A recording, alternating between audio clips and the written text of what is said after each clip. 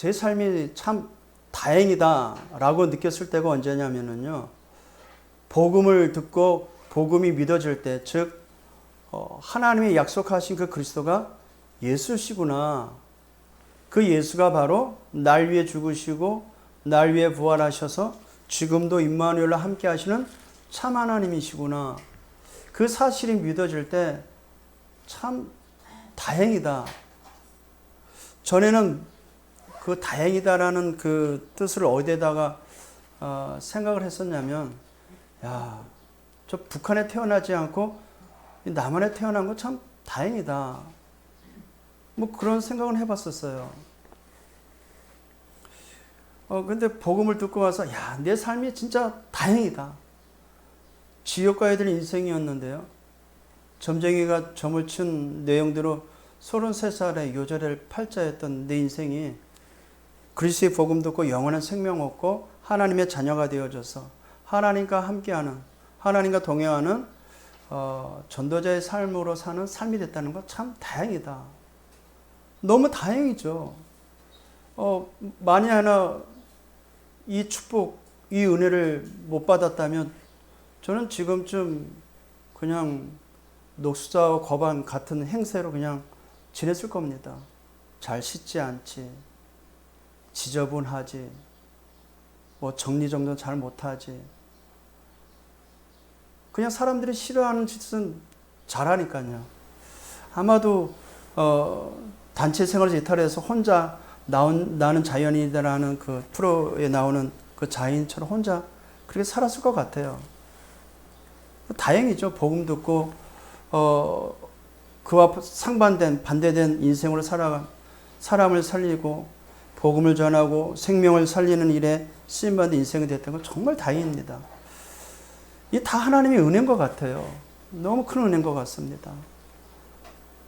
복음 때문에 살아갈 수 있는 이유가 생기고요. 복음 때문에 오늘도 우리가 살 이유가, 살 목적이 생겼다는 건 너무 큰 다행인 것 같습니다. 또 다행인 것은요, 미래가 불투명해가지고 늘 염려 속에 살았던 인생이었는데 어쩌면 하나님은 정확하게 말씀으로 우리 인생을 인도하고 계시고 그 말씀 속에서 그 시간표에 맞게 우리에게 완전한 것으로 역사하고 있다는 것이 너무 큰 축복인 것 같아요. 미래 진짜 다행이죠. 미래를 알고 간다는 건 진짜 다행입니다. 이것은 왜일까요? 이렇게 된 것은 하나님의 절대 주권 속에서 하나님의 절대 계획을 이루시는 하나님의 역사인 줄 믿습니다. 그래서 저와 여러분이 믿든지 안 믿든지 지금도 하나님은 하나님 나라의 일을 하고 계십니다. 성삼위 하나님은 태초로부터 영원까지 이 일을 하고 계세요. 하나님 나라의 일을. 중요한 건 하나님의 자녀와 함께 이 일을 하고 있다는 것입니다. 중요한 것, 구원받은 저와 여러분을 통해서 지금도 주께서는, 성삼위 하나님은 이 일을 하고 있어요. 하나님 나라의 일을. 우리가 지금 예배를 드리고 있잖아요. 이 일이 지금 하나님 나라의 일이 이루어지고 있는 시간이 있습니다. 우리가 이 사실을 믿을 때 이 시간만큼 우리는 더 큰 축복된 자리가 없죠. 근데 이게 안 믿어지면 어때요? 내 편의에 따라서, 내 유익에 따라서 내가 좋아하는 곳, 내게 유익된 곳으로 향해 가고 있죠. 근데 천지를 창조하신 주께서는 절대 주권 속에서 자기의 일을 하시고자 주의 백성들을 불러 모으시고 주의 말씀을 주시고자 예배 자리로 인도하셨습니다. 왜냐하면요, 이 일을 이루시기 위해서. 하나님 나라의 일. 창세기 3장 15절 여자의 후손이라는 언약을 주신 주님께서는 지금도 그 언약을 이루셨고 이루어져 가고 그 일을 위해서 지금도 우리와 함께 237 나라 5천 종족을 향해 이 역사로 이 일을 하고 있습니다. 하나님 나라의 일을. 그럼 우리가 지금 변변치도 않고 별 볼일 없는 같이 이렇게 보여져도 그렇지 않다는 것입니다. 우리는 눈에 보이는 성과에 너무 익숙해다 보니까 눈에 보이지 보이지 아니하면 실망합니다. 시간이 막 촉박하고 막 금방 끝날 것 같이 착각을 합니다. 절대 그렇지 않습니다. 우리 인생은 잠깐 여기에 머물고 지나가겠지만 하나님은 여러 세대에 나타날 증거로 하나님이 역사하실 것입니다. 그래서 기도하고 예배 시간에 어떤 일이 일어나느냐. 하나님은 지금도 하나님 나라의 일을 하시는데요. 우리가 기도할 때 예배 시간에 모두를 살릴 수 있는 뭐가 되냐? 플랫폼이 되고 있습니다.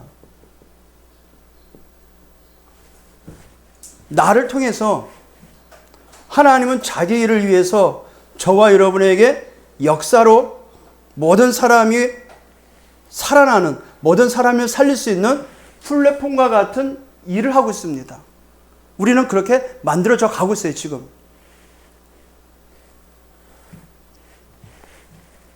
이사야서 60장 3절 4절의 말씀을 보니까 일어나 빛을 발하라 여호와의 영광이 내 위에 임하였니라 그래요. 그래서 말씀하시기를 나라는 내 빛으로 왕들은 비추는 내 강명으로 나오리라. 사방에서 아들과 딸들이 안겨온대요. 우리가 그리스도의 복음의 말씀을 듣고 이 사실을 놓고 기도할 때, 또 이 시간 하나님 앞에 예배 드릴 때 모든 사람이 나를 통하여 살아나는 그 시스템화되는, 나를 통해서 모든 사람이 살아날 수 있는 플랫폼을 하나님은 나를 만들고 있어요. 조성해 나가고 있습니다. 이 플랫폼이라는 단어는 다른 게 아니죠.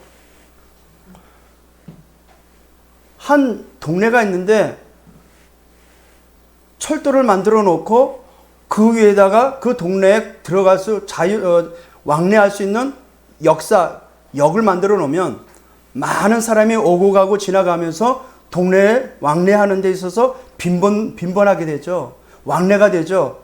활발하게 모든 그 동네가 살아나게 됩니다. 고속도로를 닦아놓고 고속도로로 지나가면서 그 동네에 들어갈 수 있는 톨게이트를 만들어 놓는다면 고속도로를 이용하는 차량들이 그 톨게이트를 통해서 동네에 들어갈 수 있도록 이 톨게이트를 만들어 놓는다면 그 동네에 많은 사람이 오고 가겠죠. 그 플랫폼이 그런 의미입니다.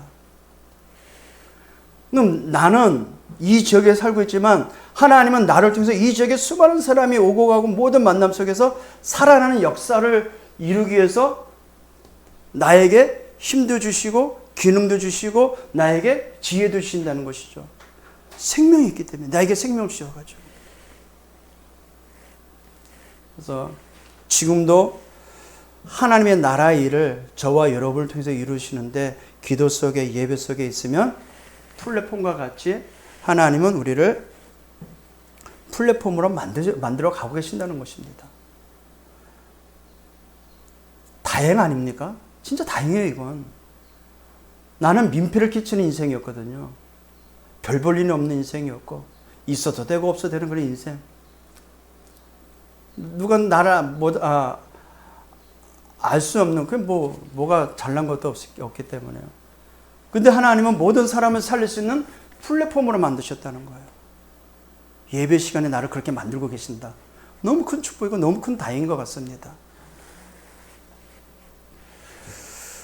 지금도 일어나고 있는 일입니다. 성삼위 하나님께서는요, 우리를 통해서 현장 살리는 파수망으로 만들고 계십니다. 언제요? 기도하는 시간에, 예배하는 시간에, 말씀을 묵상하는 시간에, 말씀을 읊조리는 시간에, 주님을 바라보는 그 시간에, 여호와를 앙망하는 그 시간에 현장을 살리는 파수망이 되기 때문에 그렇습니다. 이사야서 62장 6절에 우리를 파수꾼으로 부르셨다고 그래요. 왜요? 현장을 살릴 파수꾼으로.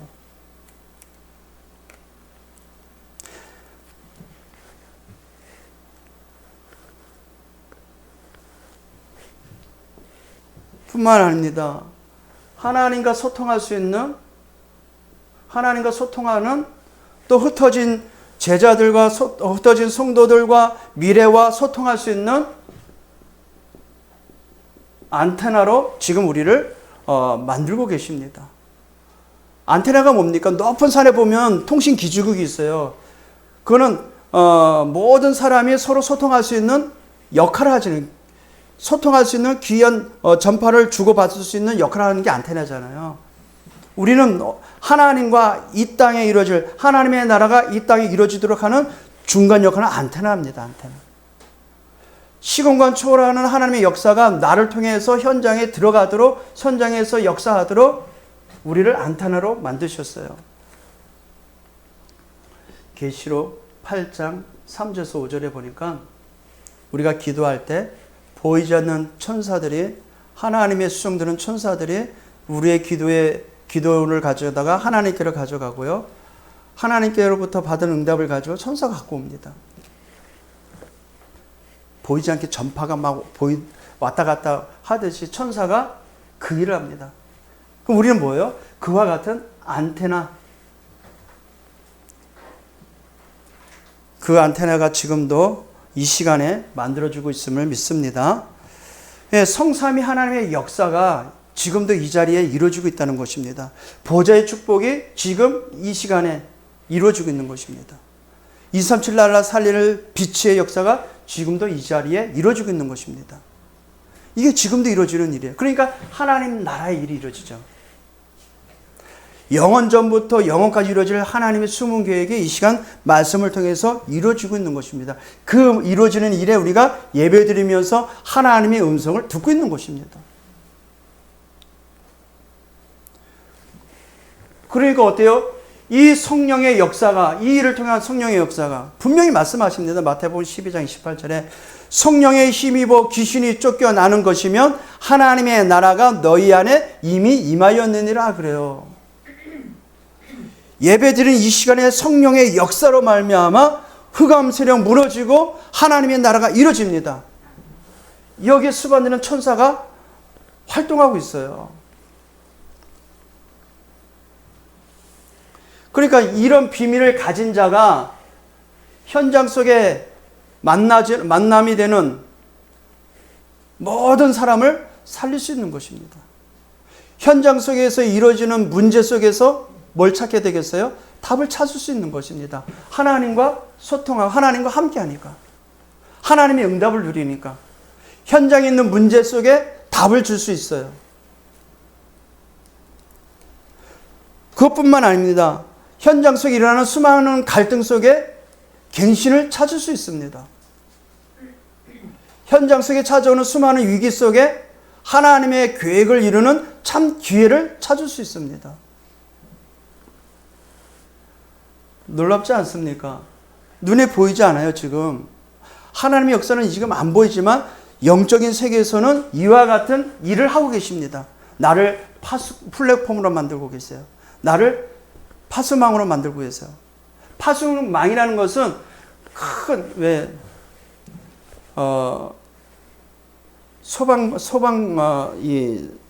소방소가 있으면 그 옆에 큰 타워 같은 게 있어요. 그게 무슨 역할이냐면 그 지역의 높은 데서 볼 수 있도록 하는 역할을 하거든요. 그게 파수되거든요.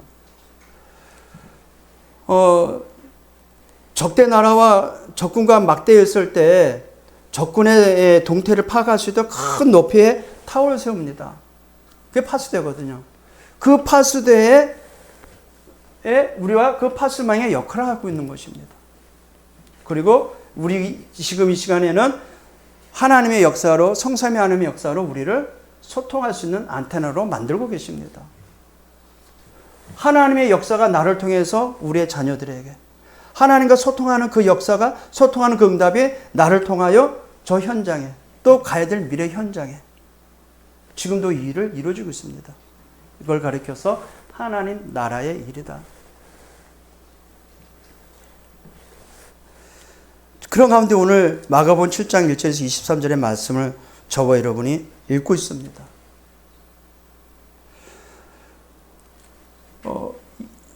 이 지구상에서 하나님께 가장 큰 축복받은 자가 누구냐, 축복받은 민족이 누구냐 했을 때는 이스라엘입니다. 이스라엘. 하나님 앞에 선택받은 민족이었어요. 근데 이 역사상 가장 큰 저주와 재앙 가운데 제일 고통을 당하고 제일 실패한 민족이 어디냐?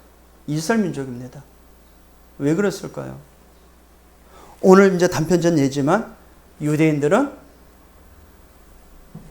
하나님의 말씀보다는 사람의 전통을 더 우선시했습니다.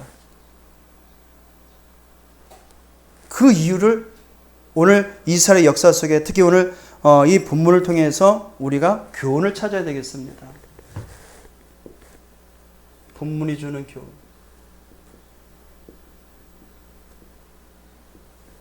이스라엘 역사를 보면 됩니다. 이스라엘의 역사를 보면은요,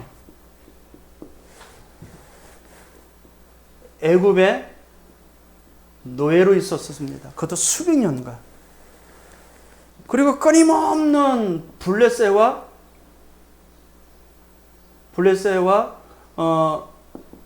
아람과의 많은 잦은 전쟁들이 일어났었어요. 그리고 바벨론에 포로가 됐었던 역사도 있었고요. 그리고 강대국 로마의 속국도 되어 있었습니다. 이럴 때마다 하나님은 복음 가진 자를 통해서 회복시켜가지고 다시 복음화되도록 만드셨는데 유대인들은 계속해서 반복적인 실패의 여정을 살아왔습니다. 그 이유가 뭐냐? 언약을 정확하게 전달해야 될 그 사명을 못했던 것입니다. 이 복음을 237날 5천 종족을 향해 걸어가야 되는데 항상 우리 민족, 나 이것밖에 몰랐던 것입니다. 그러면서 이웃나라 강대국을 원망하는 것입니다.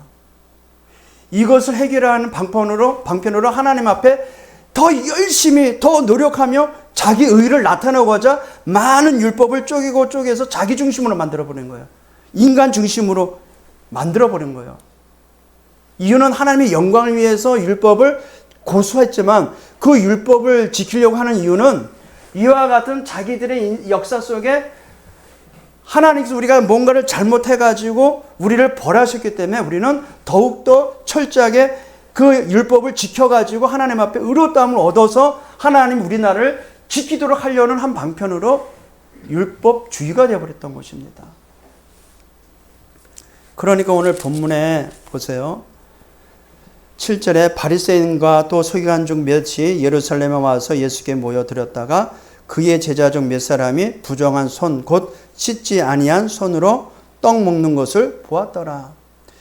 유대교 이 율법주의자들은요, 바리새인들은 손으로 있잖아요. 손으로 부정한 것 우리가 이제 살면서 무식 중에 뭐 부정한 것도 만질 수도 있고 이 손으로 뭐 더러운 것도 만질 수 있고 그럴 수 있잖아요. 그럼 우리도 마찬가지잖아요. 우리 밥을 먹기 전에 항상 손을 씻고 먹잖아요. 위생상 씻기 위해서 먹는 것은 당연한데 이들은 철저하게 이 손으로 부정한 짓을 했을 수 있으니까 항상 씻고 먹은 거예요.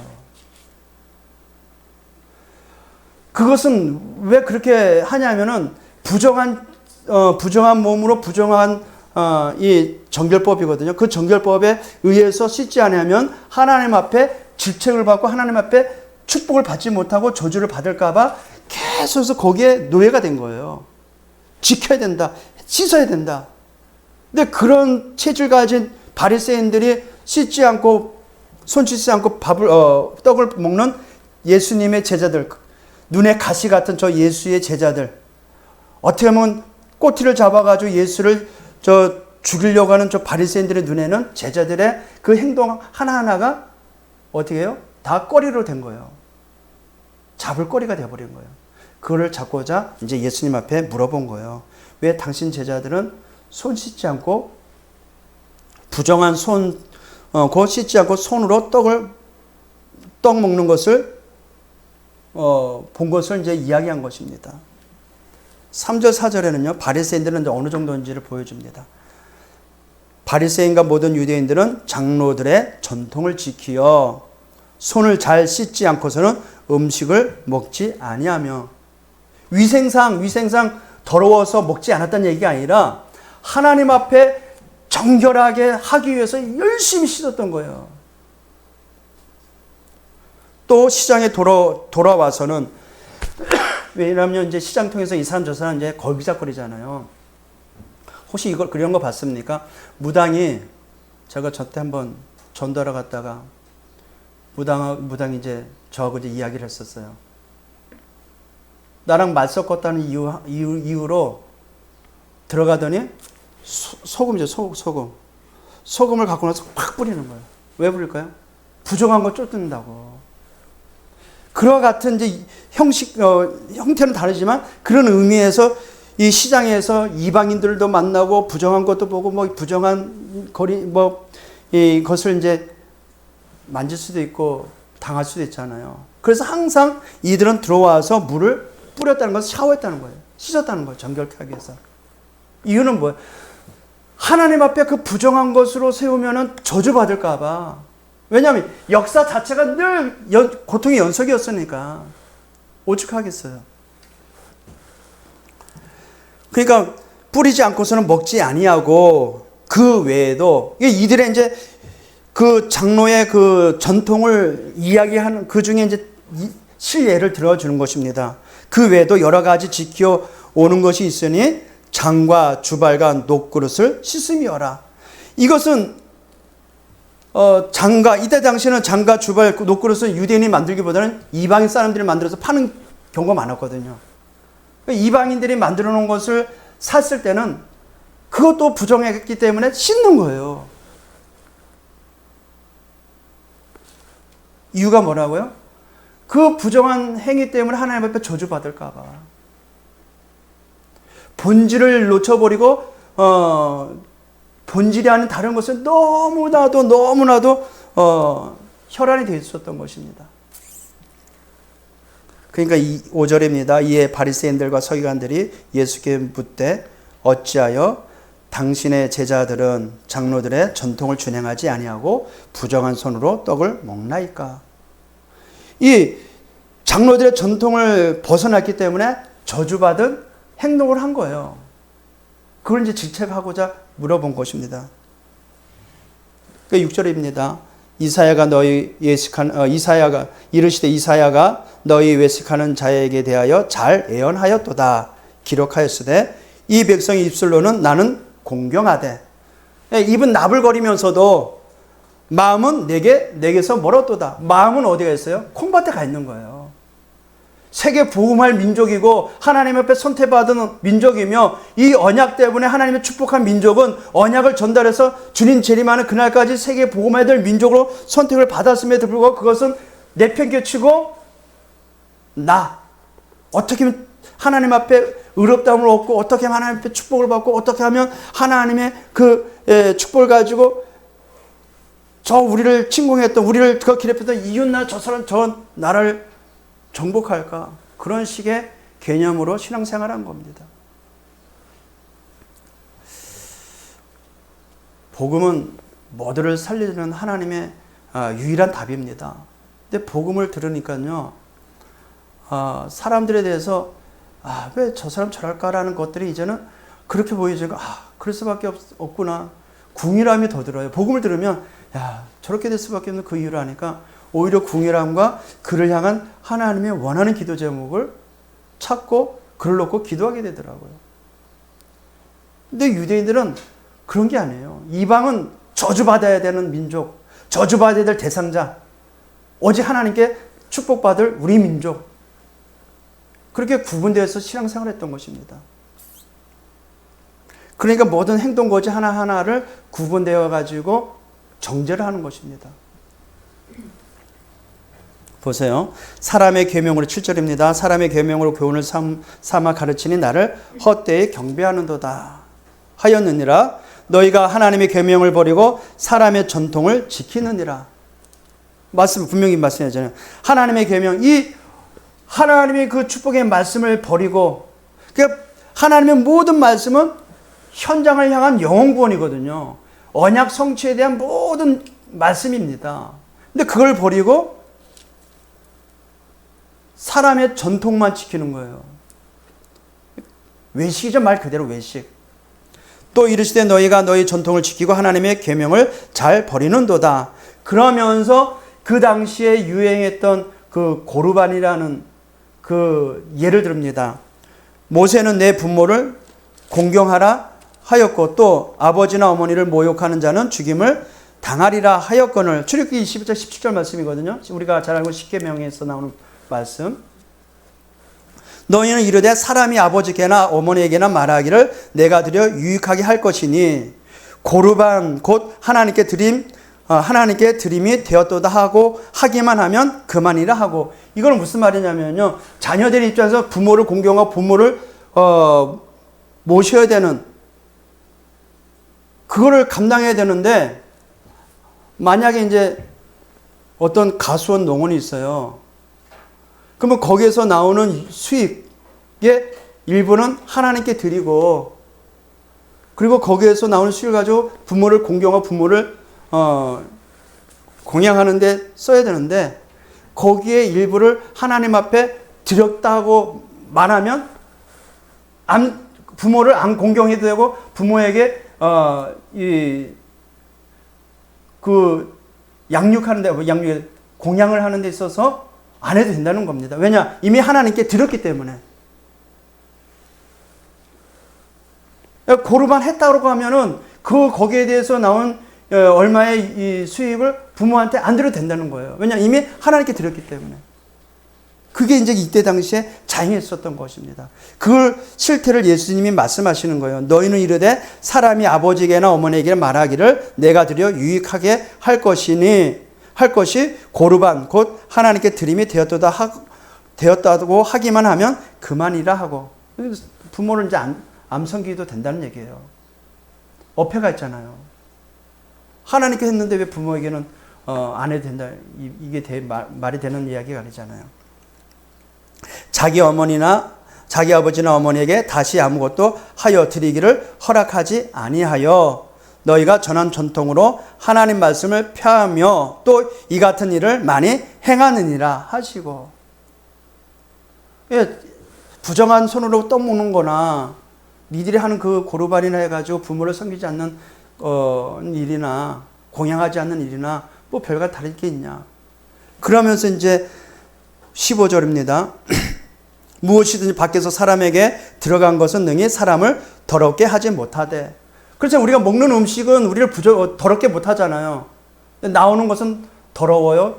깨끗해요? 더러운 거예요. 사람 안에서 나오는 것이 사람을 더럽게 하는 것이니라 하시고 무리를 떠나 집에 들어가시니 제자들이 그 비유로 묻자온데, 예수님이 하신 그 비유를 깨닫지 못하는 거예요. 예수님이 말씀하십니다. 예수께서 때 너희도 이렇게 깨달음이 없느냐. 무엇이든지 밖에서 들어가는 것이 능히 사람을 더럽게 하지 못함을 알지 못하느냐. 이는 마음으로 들어가지 아니하고, 육으로 들어가는 거잖아요. 배로 들어가 뒤로 나감이라. 입으로 들어가면 깨끗한데 나오는 것은 더러운 겁니다. 모든 음식물을 깨끗하다 하시니라. 20절입니다. 이르시되 사람에게 나오는 그것이 사람을 더럽게 하느니라. 우리 입에서 나오는 거 다 더러울 수밖에 없어요. 창세 3장 이후에 모든 출생된 인류의 모든 사람들이 입에서 나오는 모든 것은 다 더러울 수밖에 없는 것입니다.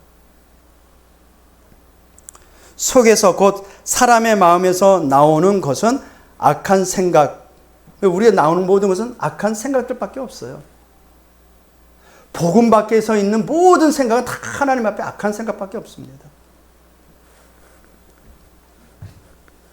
그 이스라엘 역사를 보면은 이스라엘 역사의 역사를 통해서 우리가 받을 수 있는 교훈은요, 언제나 우리 주님은 언약 회복하라는 것입니다. 근데 이스라엘 백성이 이것만 못한 거예요. 언약을 회복하지 못한 거예요. 잃어버린 언약만 놓친 것입니다. 잃어버린 언약을 회복해야 돼. 그 기회를 놓쳐버리는 거예요. 요구만 놓치고 사람의 전통을 고수한 것입니다. 사람의 전통.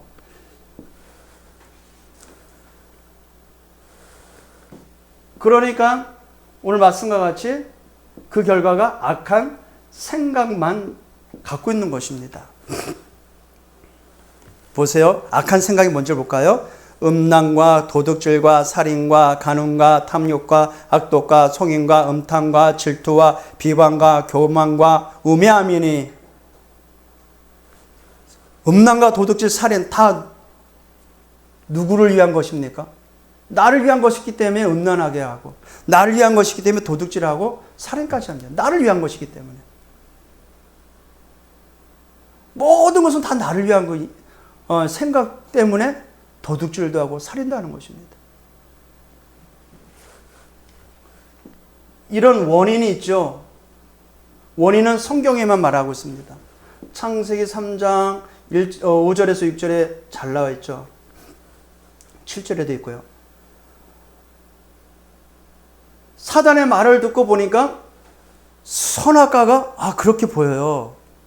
지혜롭게 할 만큼 탐스러운 열매를 보입니다. 그러니까 그 열매를 따먹죠. 따먹게 되니까 누가 보였어요? 내가 보인 거예요. 내가. 자기가 벗은 몸이 보인 거죠. 창세기 6장에도 보니까요. 4절 5절.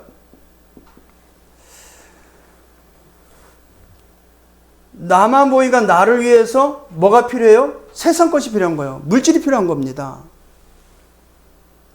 근데 5절에 그의 마음으로 생각하는 모든 계획이 항상 악할 뿐임을 보시고 이래요.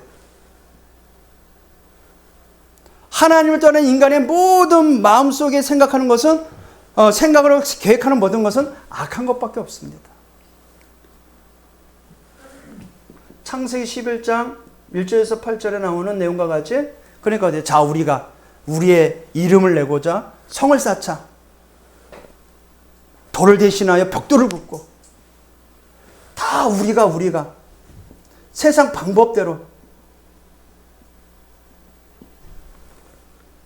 이게 이스라엘 역사가 주는 교훈입니다. 그러니까 이스라엘은 언약을 놓치니까 하나님의 방법이 아니라 세상 방법대로 사단이 심어놓은 각인뿌리 체질화된 종교 생활하도록 율법주의로 만들어버렸어요. 율법은 그리스도께로 향하도록 하는 하나님의 방편이거든요. 내가 죄인임을 깨닫고 하나님의 약속, 하나님의 언약 속으로 들어가도록 하는 방편인데 율법만 지켜야 된다. 율법에 살아야 된다. 율법을 지키며 살아야 된다고 강조하니까 부정한 손으로 음식 먹는 것을 부정하게 정지하게 합니다. 그렇게 모든 것이 그렇게 되어버려요. 말 그대로 생명 없는 종교 생활을 하는 거죠. 유대인들은. 그래서 이 교훈을 바탕해서 우리는 뭘 붙잡아야 되겠습니까? 복음 누림 24가 돼야 됩니다. 복음을 누리는 24가 되면 이스라엘의 역사가 이 수많은 고통과 수많은 전쟁과 수많은 일들이 일어났음에도 불구하고 승리할 수 있습니다. 상관이 없게 됩니다.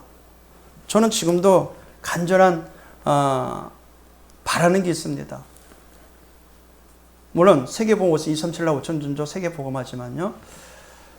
내가 어떤 상황 가운데도 영향력 받지 않고 오직 복음에 올인하고 오직 복음이면 충분하다라는 결론을 나는 그런 체질화된 전도자가 되길 더 소망하고 있어요. 계속 소망합니다.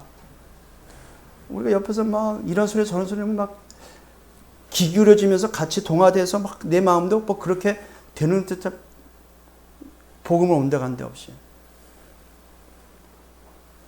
뭐 한 사람이 막 문제를 안고 이런 얘기처럼 하면 거기에 답을 주는 것이 아니라 오히려 거기에 함께 그 문제 휩싸여 가지고 막 나 스스로를 저 자멸의 구렁텅이로 끌어가는 그런 체질화된 것들 거기서 벗어나서 괜찮다. 그래도 복음은 그 문제를 해결할 뿐만 아니라 그 문제를 통해서 하나님의 나라 이루어지는 응답이 될 것이다 라는 정확한 복음화가 된 목회자가 되길 더 소망하고 있어요. 지금도 앞에서 막 인상 쓰고 있어 보세요. 막 짜증나요. 그렇게 되면 안 되는데 복음 누린 24가 되면 너무 좋을 것 같아요. 너무나 좋을 것 같습니다. 그래서 이번 주 지난주 이틀 전에 금요 예배 때 말씀 나눴던 것 같이 복음 누린 24가 되기 위해서는요. 구원받은 하나님의 자녀가 어떤 축복을 받았는지 구원받은 자가 어떤 생명을 얻었는지 안다면 이것을 24하게 될 줄 믿습니다. 요한복음 1장 12절 영접하는 자 그 이름을 믿는 자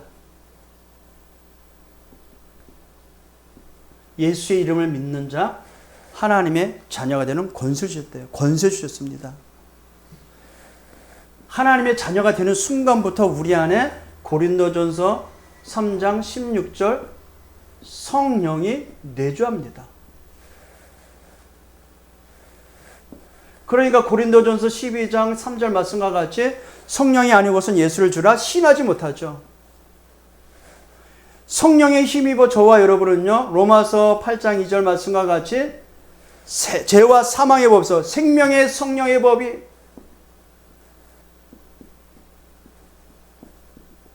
죄와 사망의 법에서 너를 해방하였음이라. 이 생명을 얻었어요. 요한복음 14장 6절 내가 곧 길이요 진리요 생명이니 나라 마음창을 아버지께로 올 자가 없느니라. 생명 가진 자만 아버지께로 나갈 수 있습니다. 이 생명을 우리가 24 누린다면 생명력 있는 그리스도의 능력으로 생명력 있는 하나님의 말씀으로 현장 살릴 뿐만 아니라 이 산출나라 5천 종족을 살리게 될 줄 믿습니다. 이 생명이 우리 안에 하나님은 회복시켜 주셨습니다. 그리스도로 말미암아.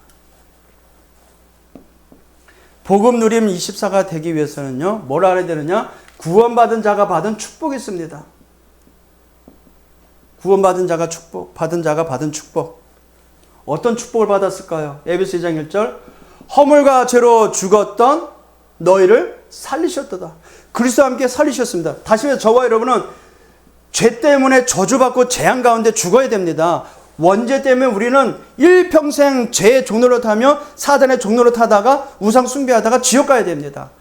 그런데 그리스도 예수께서 저와 여러분을 위하여 죄를 위하여 십자가의 죽음을 통해서 완전히 해결해 버렸어요.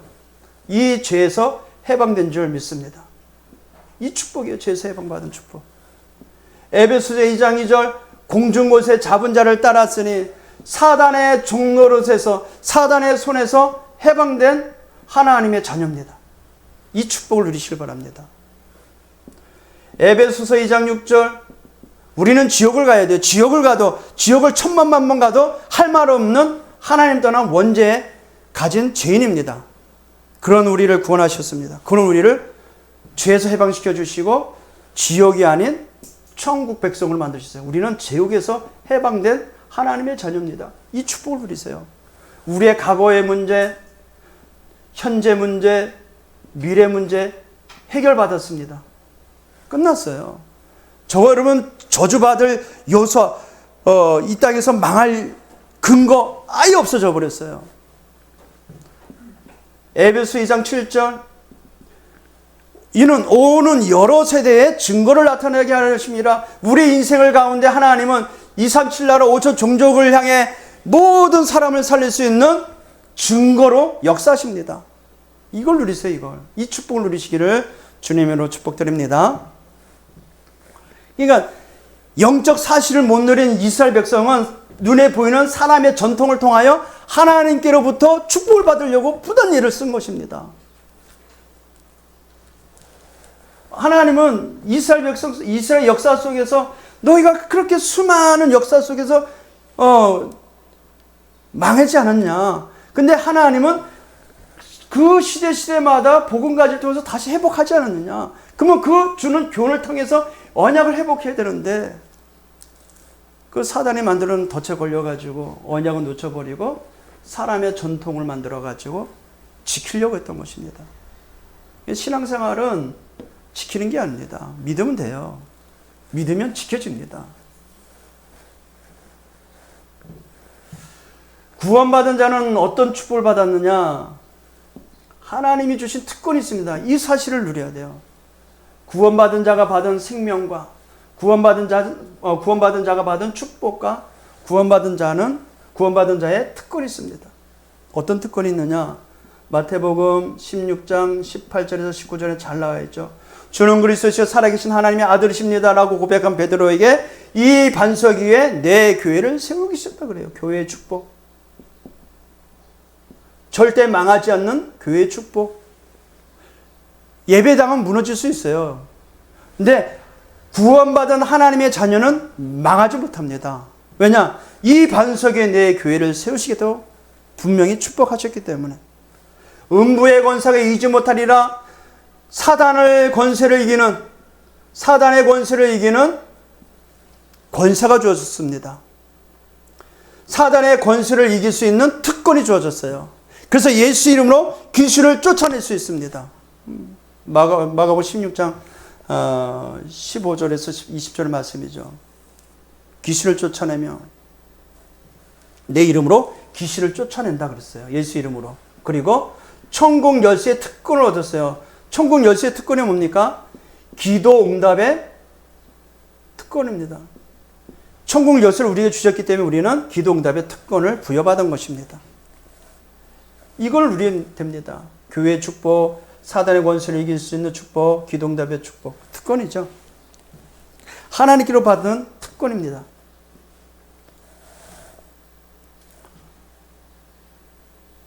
그래서 이번 주간에 잡고 가야 될 언약이 있습니다. 오늘 이 말씀을 통해서 이스라엘은 하나님의 계명보다 사람의 전통을 지키게 된 이유가 뭐겠습니까? 사단이 심어놓은 생명 없는 종교 생활을 가리켰기 때문에 그래요. 사람을 더럽게 하는 것은 밖에 있는 것이 아니죠. 사람의 입에서 나오는 것이죠. 그러니까 뭐가 들어갔냐가 중요한 겁니다. 전통에 위로부터 계속 이어받은 전통에 의해서 유대인들은 철저하게 실패한 것입니다. 복음만 전달되지 아니하고 율법주의만 전달됐기 때문에 그게 생명 없는 종교 생활이라는 것입니다. 이 종교 생활에서 벗어나라. 우리 안에 다분하게 있습니다. 거기서 벗어나라. 복음의 각인 뿌리 체질화되시기를 주님으로 축복드립니다. 그래서 이번 주간에 이 이스라엘의 그 생명 없는 종교 생활을 보면서 뭘 봐야 되느냐? 지금도 일어나고 있는 일을 봐야 됩니다. 지금도 일어나고 있는 일을 생각해 보시길 바랍니다.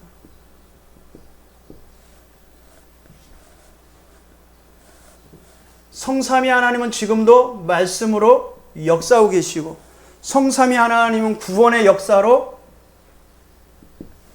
함께 하십니다. 그리고 능력으로 함께 하십니다. 성부 하나님은 말씀으로, 성자 예수님은 구원의 역사로, 성령 하나님은 이 두 가지 사실을 능력의 역사로 함께 하십니다. 그러면 이 사실의 주체가 된 237 나라 5천 종족의 주권자이신 하나님은 구원의 역사를 이루실 밖에 없죠. 그래서 성삼위 하나님과 함께 방향을 맞추시기를 주님의 이름으로 축복드립니다. 한번 서론에 말했던 이 일을 생각해 보시길 바랍니다. 우리 주님은 237 나라 5천 종족을 향해 걸어가고 있습니다. 이 일에 함께 내가 쓰임받고 있습니다. 그래서 저와 여러분은 복음의 결론 난 남은 자, 우리의 정체성을 봐야 돼요. 그리고 이 복음을 전하는 순례자, 하나님의 나라를 이뤄나가는 순례자, 가는 걸음걸음마다 하나님의 나라가 이루어지는 순례자, 또 현장의 흑암 권세에 무너뜨리는 정복자, 미래를 살리는 정복자, 이 신분을 누리세요. 이 신분을 가지고 지금도 시공간 초월의 능력 역사를 함께 하시고 237 나라 살려 비추어 역사를 함께 하시며 보좌의 축복으로 역사하시는 성삼위 하나님을, 그분이 지금도 나를 플랫폼으로, 파수망으로, 안테나로 만들고 계십니다. 왜요? 이 일을 해야 되기 때문에. 그래서 이 모든 것을 할 수 있는 복음의 비밀, 누림이 되는 24가 되기를 우리 주님의 이름으로 축복드립니다. 오늘 말씀을 통하여 우리가 교훈 삼아야 돼요. 하나님의 계명보다 사람의 전통을 따를 수밖에 없었던 이스라엘의 역사 속에서 우리의 주는 교훈, 영적 사실 놓치지 말라는 것입니다. 복음은 우리의 모든 것에 발판이 되고 응답이 되고 능력이 됩니다. 24 복음 들으시기를 주님의 이름으로 축복드립니다. 하나님 주의 이름으로 응답받을 수 있는 신분 주시고 그 이름으로 현장 살릴 수 있는 신분 주심을 찬양합니다. 이번 한 주간도 그리스도의 복음의 언약 붙잡고 복음의 누린 24가 되게 하여 주시옵소서. 생명 없는 종교 생활에서 벗어나 지금도 성삼위 하나님의 역사 그 일 속에 이루어지는 영적 사실을 묵상하고 묵도하며 그 사실 속에 있는 참된 하나님의 언약을 붙잡을 수 있는 우리 모두가 되게 하여 주시옵소서. 복음의 결론 난 남은 자로서 하나님 나라를 이뤄나가는 순례자로서 미래를 정복하는 정복자로서 하나님의 언약을 따라 말씀 따라 인도받게 하여 주시옵소서. 영광의 모든 성도들이 이 일에 쓰임받는 증인 되기를 원합니다. 복음의 결론을 가지고 현장 살리는 전도자들을 되게 하여 주옵소서. 예수 그리스도의 이름으로 기도합나이다. 아멘.